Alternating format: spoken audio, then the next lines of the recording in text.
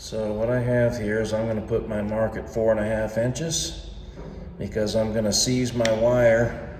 I'm going to seize my wire from the 4.5 inch mark up into the shackle part way. So that's why we've got our mark here. So I think it's going to be easier. This is not a normal shackle, it's a governor shackle, brass, and it's a half shell, so it's a little bit trickier.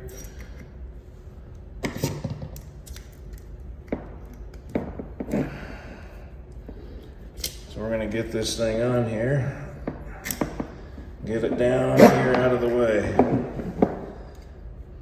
So the next thing we're going to do is our seizing wire. This isn't just any wire, it's got to be that soft annealed iron, I think. So we'll get us a little piece there, good piece.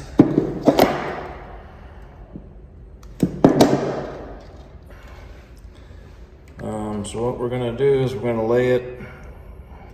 So I want the end to extend out past where I'm going to stop it, and we're going to lay it down in the groove like that. I'm going to come around the top and go over the top of it so we're on the inside of that first wrap. All right, so as I bring this around, I'm pulling on it super tight, and you want to keep it, you want it tight up against the preceding coils. So when you're done, you want to be able to see the imprint of the rope lay through the seizing.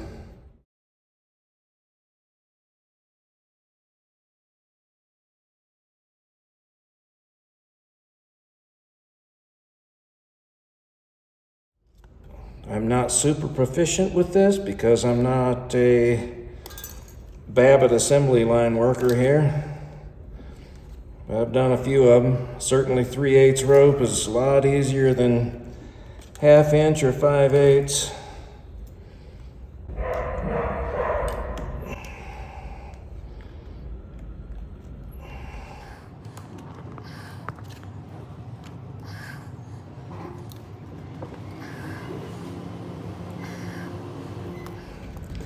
Where are we at here? 3 1/4. That's probably pretty good. That way we'll be recessed into the end of it a little bit. So now that we're around here, we're going to twist it tight. And because that wire came from here and it goes through the lay back up to here as I keep it tight, that prevents this thing from sliding up. So as I tighten it, it keeps the coils tight to themselves.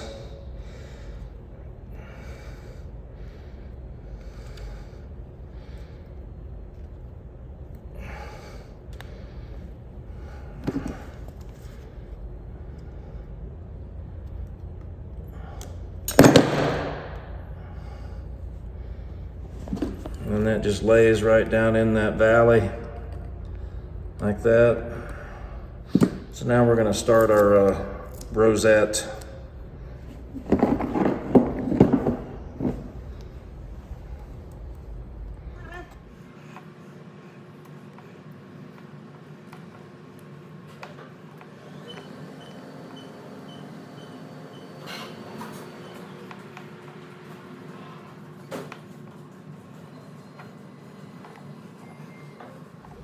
So where I got this measurement was to back up. That's 2 inches. So when the cable goes through there, I'm going to bend these back around. So where it bends is going to come out here at 2 inches and bend around, but the tail that bends around needs to be a little bit less than the 2 inches. So 2 inches here, this will be 1 3/4 about. So we're going to splay these out at a right angle to the center, like a wagon wheel.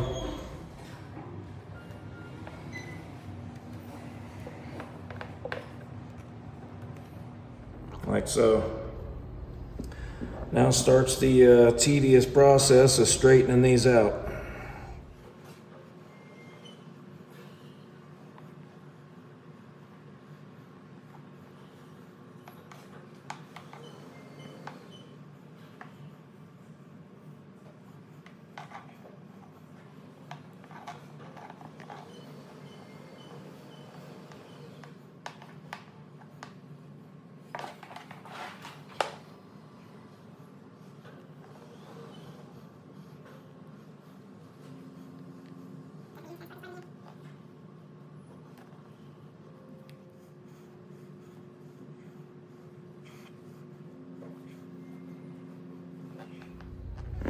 right, so we're going to double check these because as they straighten out, they're going to be a little bit longer.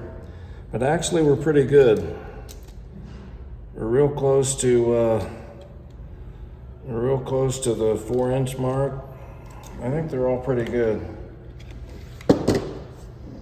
So now we're going to cut this out or smoke it out, whatever you prefer. So back in the day, the books, the instruction books on this were to clip this out. And when this starts to smoke, when you put it in the Babbitt pot and it starts to smoke, then you know it's hot enough. Or a piece of soft yellow pine, and you put that in there and it starts to char, that's how you know it's hot enough. So we're going to bring this around to that just touches.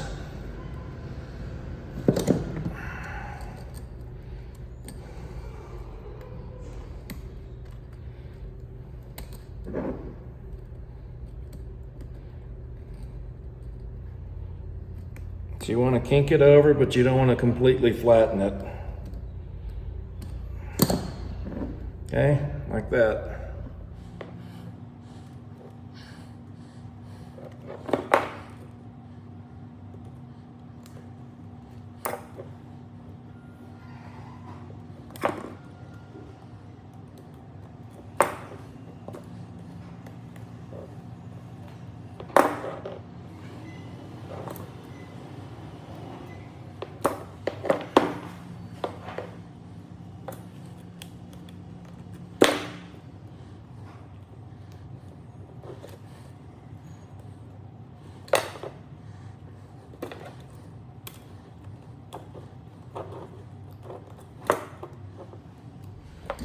For those of you that don't know, slip joint pliers work the best, better than channel lock pliers.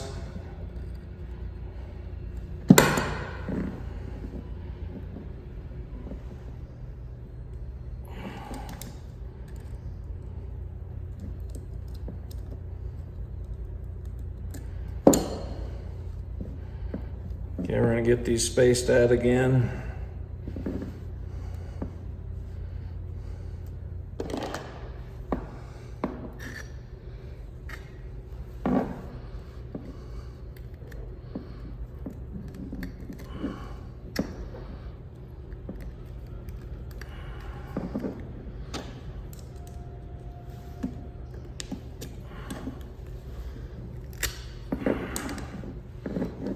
Okay.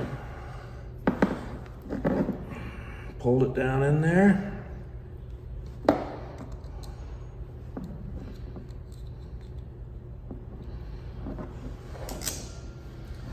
So you're supposed to see about, you should be able to see the top of the loop. Like when the Babbitt fills up to the top, you should just see daylight on the loop, so they should be anywhere from flush to slightly above 1/8 of an inch or so, I think. And that is what you call a rosette.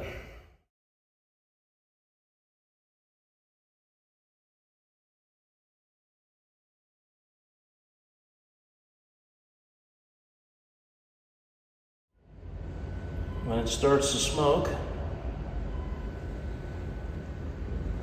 it's hot enough. All right, so we'll let that sit. The next thing we're gonna do is we have some, it's kind of oily in there, so we're gonna use a torch and heat this up. A little bit around here.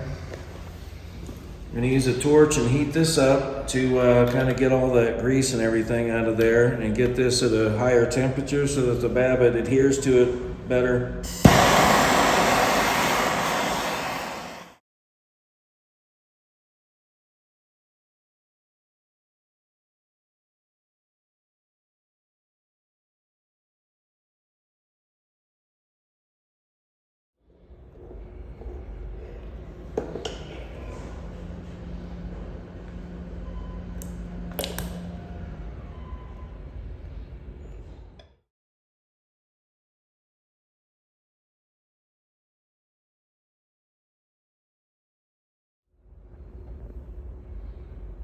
Let that harden up. We'll take it a second.